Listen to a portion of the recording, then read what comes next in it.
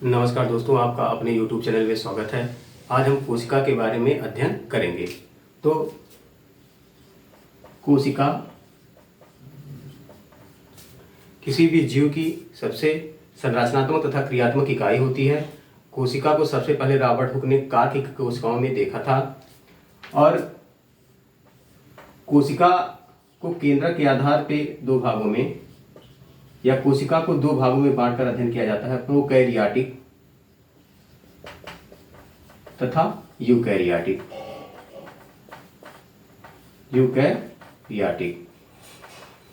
तो प्रोकैरियोटिक जो कोशिका होती है उसमें केंद्रक का अभाव पाया जाता है और यूकैरियोटिक कोशिकाओं में केंद्रक पाया जाता है। तो केंद्रक का अभाव प्रोकैरियोटिक कोशिकाओं तथा यूकैरियोटिक कोशिकाओं में एक और अंतर है कि प्रोकैरियोटिक कोशिकाओं के केंद्रक अपने शुरुआती स्टेज में होते हैं, यानी इसमें डीएनए तो पाया जाएगा परंतु हिस्टोन प्रोटीन नहीं पाई जाती। इसलिए इसमें गुणसूत्र नहीं बनते, यानी कि प्रोकैरियोटिक कोशिकाओं में हिस्टोन प्रोटीन का अभाव होता है और इससे गुणसूत्र, यानी अगर गुणसूत्र का बनना है तो डीएनए और हिस्टोन प्रोटीन का होना आवश्यक है। जबकि यूकैरियोटिक कोशिकाओं में डीएनए और हिस्टोन प्रोटीन पाया जाता है, जिससे उसमें एक गुणसूत्र का विकास होता है। अब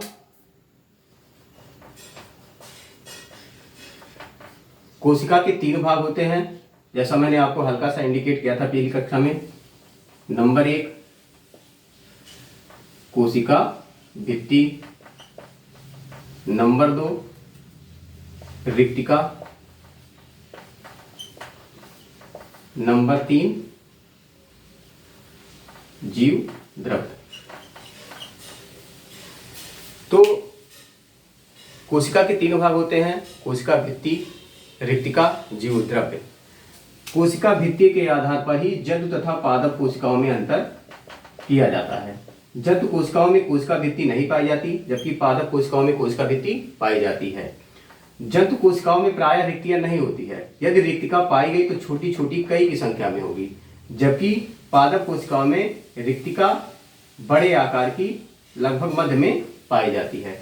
और जीवद्रव्य, जिसे जीवन का भौतिक आधार कहा है, जीवद्रव्य को जीवन का भौतिक आधार क्यों कहा जाता है? क्योंकि किसी भी जीव की समस्त जैविक क्रियाएं जीवद्रव्य के ही अंदर पाई जाती हैं। अब हम एक एक भाग के बारे में अध्ययन करेंगे। सबसे पहले मैंने बताया कोशिका भित्ति। तो कोशिका भित्ति केवल पादप कोशिकाओं में पाई जाती है, जंतु कोशिकाओं में इसका अभाव होता है। कोशिका भित्ति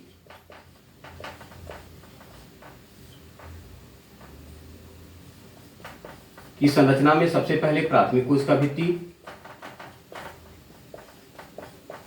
फिर द्वितीयक कोशिका भित्ति, कुछ कोशिकाओं में तृतीयक कोशिका भित्ति का विकास होता है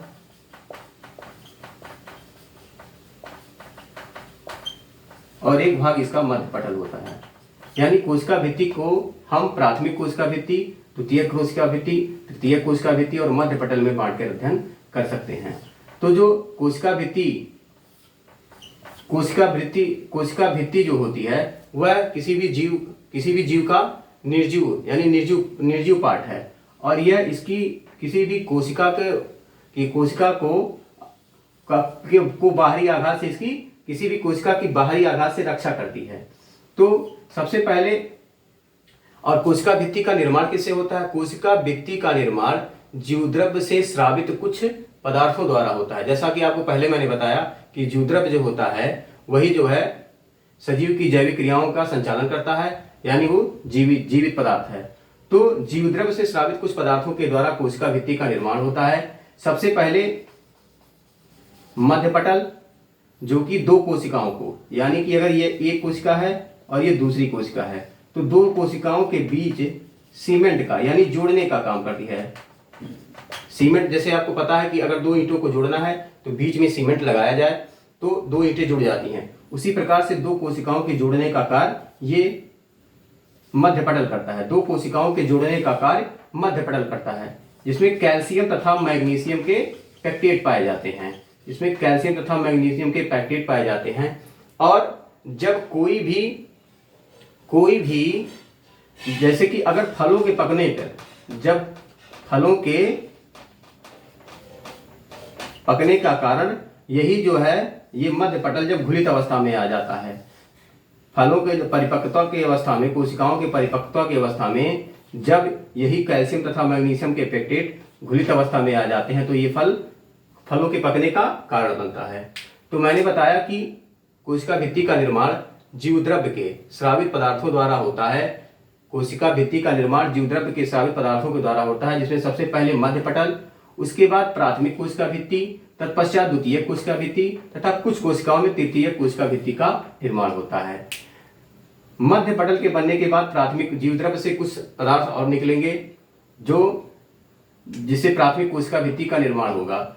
और प्राथमिक कोशिका भित्ति मुख्यतः सेलुलोज की बनी होती है। कुछ कवक तथा ईस्ट की प्राथमिक कोशिका भित्ति काइटिन की बनी होती है। कुछ कवक तथा ईस्ट की कोशिका भित्ति प्राथमिक कोशिका भित्ति काइटिन की बनी होती है। प्राथमिक कोशिका भित्ति के बाद द्वितीय कोशिका भित्ति का निर्माण होता है। प्राथमिक कोशिका सबसे सर्वप्रथम मध्य पटल, उसके बाद प्राथमिक कोशिका भित्ति, प्राथमिक कोशिका की भित्ति के बाद द्वितीय कोशिका भित्ति का निर्माण होता है, जिसमें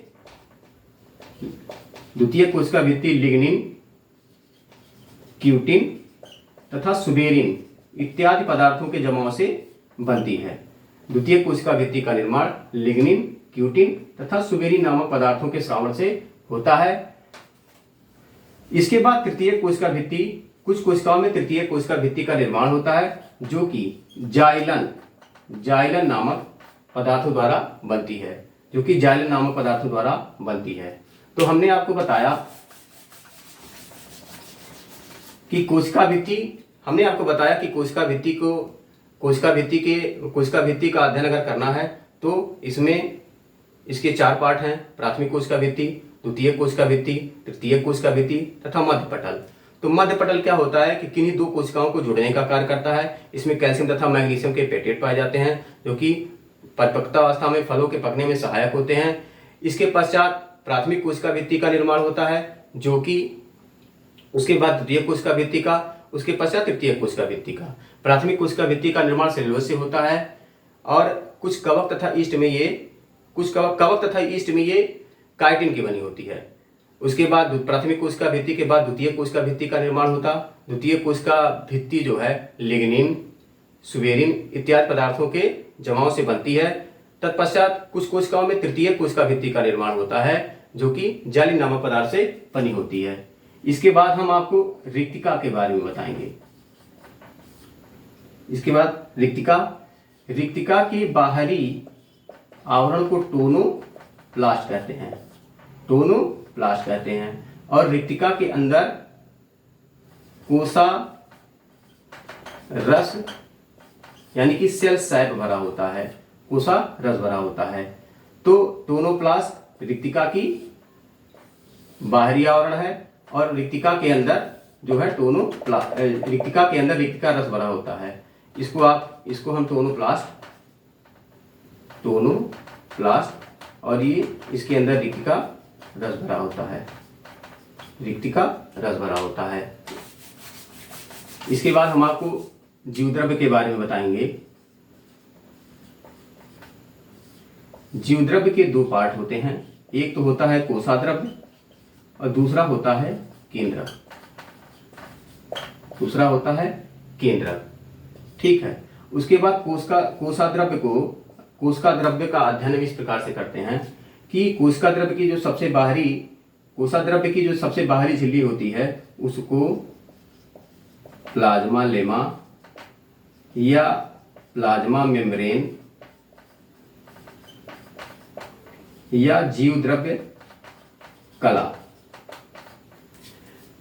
बायोलॉजी में कला को अंग्रेजी में मेम्ब्रेन यानी वही झिल्ली को कहा जाता है। इसके बाद होता है टोनोप्लास्ट जो कि रिक्तिका की बाहरी परत होती है। और इसके बाद होता है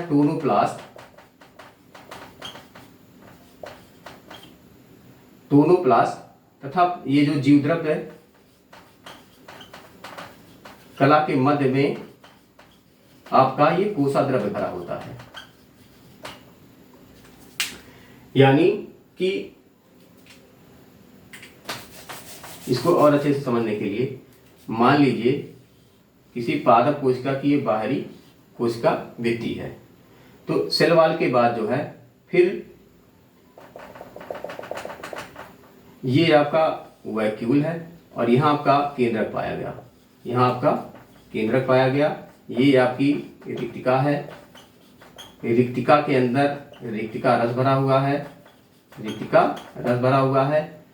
फिर यहाँ सब आपका जीवद्रव्य भरा हुआ है, जीवद्रव्य भरा हुआ है।